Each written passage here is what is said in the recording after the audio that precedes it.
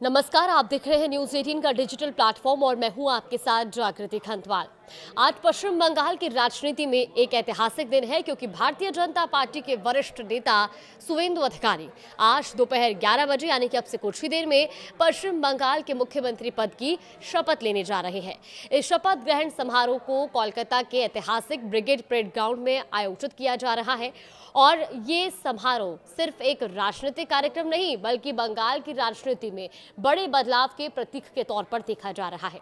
आज के इस वीडियो में हम आपको बताएंगे सुवेंदु अधिकारी के नाम पर मुहर कैसे लगी, शपथ समारोह की किस तरह की तैयारियां हैं और कौन कौन से बड़े नेता आज मौजूद रहेंगे और आखिर कैसे बीजेपी ने 34 साल के लंबे इंतजार के बाद बंगाल में सत्ता तक का सफर तय किया।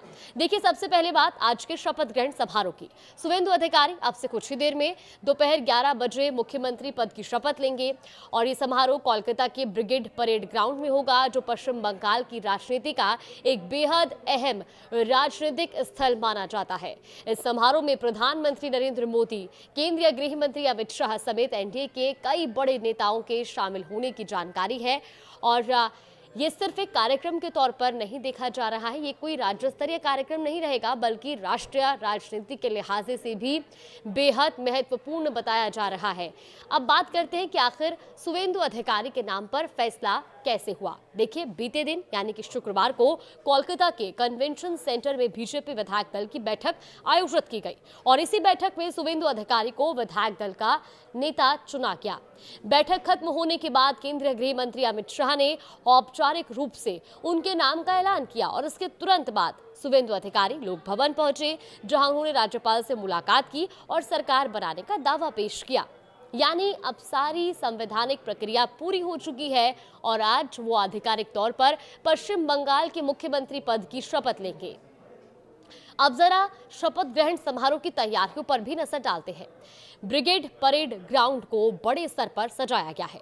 कार्यक्रम स्थल पर वाटरप्रूफ टेंट लगाए जा रहे हैं ताकि मौसम का असर समारोह पर ना पड़े और इसके अलावा बंगाल की सांस्कृतिक पहचान को भी खास तौर पर दिखाने की तैयारी की गई है, क्योंकि मैदान में झालमुड़ी और रसगुल्ले के स्टॉल भी लगाए जा रहे हैं, जबकि पूरे पंडाल को बंगाल के थीम पर सजाया जाएगा। आयोजकों के मुताबिक कार्यक्रम में करीब 1 लाख लोगों के पहुंचने की संभावना है। भीड़ और वीआईपी मूवमेंट को देखते हुए सुरक्षा के भी कड़े इंतजाम किए गए हैं और लगभग 4000 जवानों की तैनाती की जाएगी ताकि पूरे कार्यक्रम को सुरक्षित और व्यवस्थित तरीके से संपन्न कराया जा सके। अब सबसे अहम सवाल, क्या ये सिर्फ सत्ता परिवर्तन है या बंगाल की राजनीति में एक बड़े राजनीतिक बदलाव का संकेत? इसे समझने के लिए बीजेपी के बंगाल सफर पर नजर डालने की जरूरी है। देखिए, भारतीय जनता पार्टी ने अपने गठन के बाद 1982 में पहली बार पश्चिम बंगाल विधानसभा चुनाव लड़ा था, लेकिन पार्टी को राज्य में अपना खाता खोलने में पूरे 34 साल लग गए। 2016 के विधानसभा चुनाव में बीजेपी ने पहली बार बंगाल में 3 सीटें जीती थी और उस समय पार्टी का वोट शेयर 10.3% था।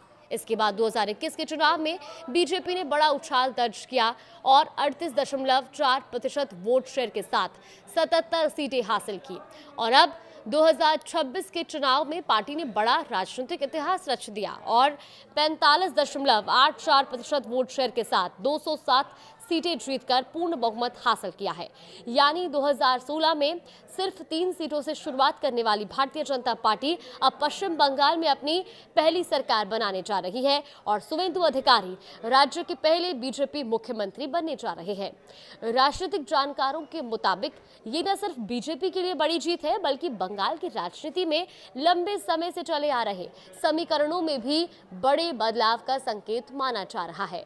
फिलहाल सबकी नजरें आज के शपथ ग्रहण समारोह पर है, जहां से पश्चिम बंगाल की नई सरकार आधिकारिक तौर पर अपना कार्यभार संभालेगी और फिलहाल इस बड़ी खबर पर हमारी भी नजर बनी हुई है। आगे भी हर अपडेट आप तक पहुंचाएंगे।